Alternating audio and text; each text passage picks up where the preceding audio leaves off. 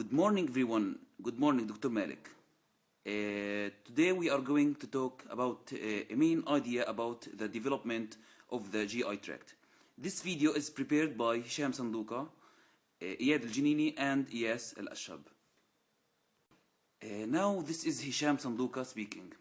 First of all, in the early beginning, we must be oriented about the directions that we will use in this video. Okay? Now this is the superior and this is inferior. Here is the right and here is the left.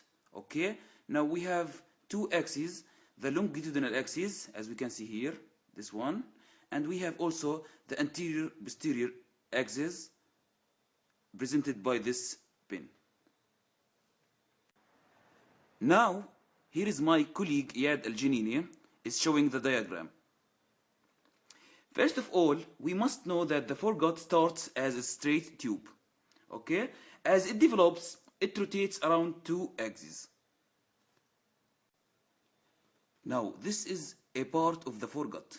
We can see here, this is the esophagus. And this is the stomach with the expansion that we will talk about later on. And here is the duodenum.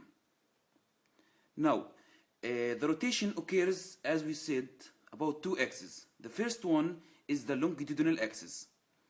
Now here is the anterior surface and this is the posterior surface.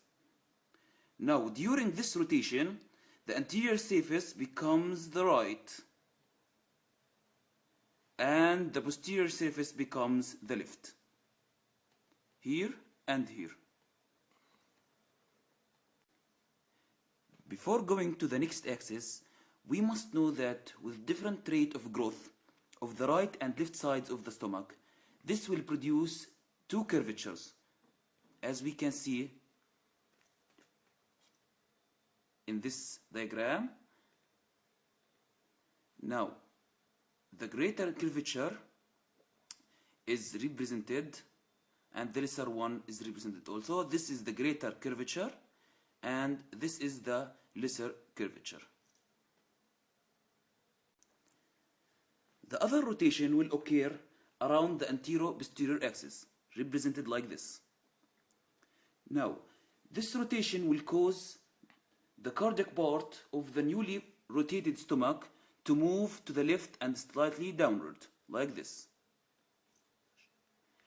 And also, the pyloric part will move to the right and upward, here, like this.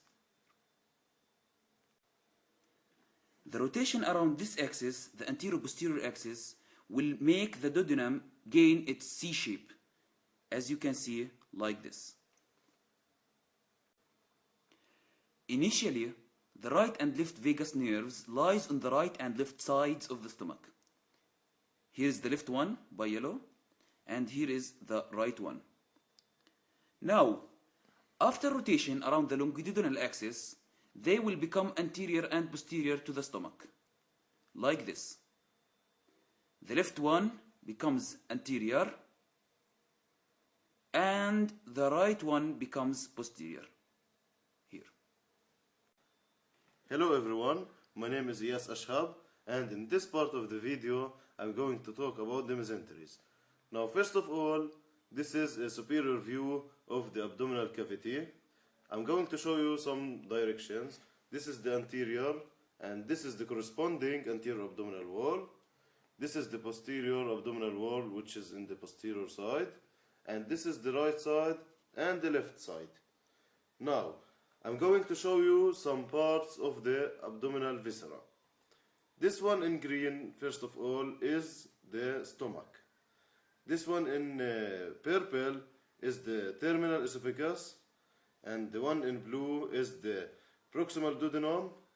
The one in yellow is the ventral mesentery and the dorsal mesentery. Now we are going to add this viscera to the view that we have here in order to see the whole picture from a superior view. First of all, we must know that the foregut is different from the rest of the GI tract, because midgut and hindgut are attached only to the posterior abdominal wall by the dorsal mesentery. But in case of the abdominal part of the foregut, it is attached also to the anterior abdominal part by the ventral mesentery. When the stomach rotates, mesentery rotates with it.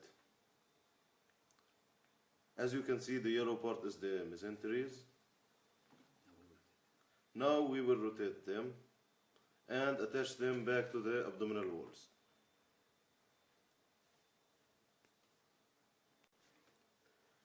Before proceeding, let's be oriented. This is the terminal esophagus. This is the stomach. These are the mesenteries, the ventral, and the dorsal. Now, during rotation, the spleen starts to appear in the dorsal mesogastrium. This is the spleen, the one in orange. Now, the liver appears in the ventral mesentery, anterior to the stomach, which is also called ventral mesogastrium, and therefore separates it into lesser omentum and falciform ligament. Now, the lesser omentum is between the stomach and the liver, and the falciform ligament is between the liver and the anterior abdominal wall. This is a superior lateral view of the abdomen. The pink here is the anterior abdominal wall, the red is the liver, and here is the lesser omentum. The lesser omentum connects the upper part of the duodenum, the stomach, and the terminal esophagus to the liver. And this is the falciform ligament, which passes from the liver to the anterior abdominal wall. As we talked about the lesser omentum, now we are going to talk about the greater omentum. The greater omentum is an extension of the dorsal mesogastrium from the greater curvature of the stomach, and as it is descending inferiorly, it attaches to the underlying transverse colon. This is an anterior superior view, and here is a cut border of the greater omentum to reveal the transverse colon. Hi, this is Hisham again. Of course you remember me. And the one who is playing with the paste is Iyad Janini. Actually, this man has done a lot of work. Thank him. Okay, now we will come to a fast review for the development of the hindgut, midgut, and hindgut. Now, the part in green, as we can see here, is the future stomach. And the following one in blue is the duodenum. The one in yellow is the ileojejunal part. And the one in pink is the proximal colon, and the one in red is the distal part of the colon. Now, we will see in a fast diagram how do these parts twist in order to give us the final anatomy that we see in the human adults. In the course of the development, the midgut forms a loop. This loop, as we can see here, twists around itself. During this twisting, the proximal colon passes in front of the part that forms the duodenum and the jejunum, ending up like this, as we can see in the anatomy of the human body. I hope that this presentation was useful for you. Thank you all for watching, and thank you Dr. Malik Sabuba, our supervisor. This is Hisham Sanduka, and goodbye.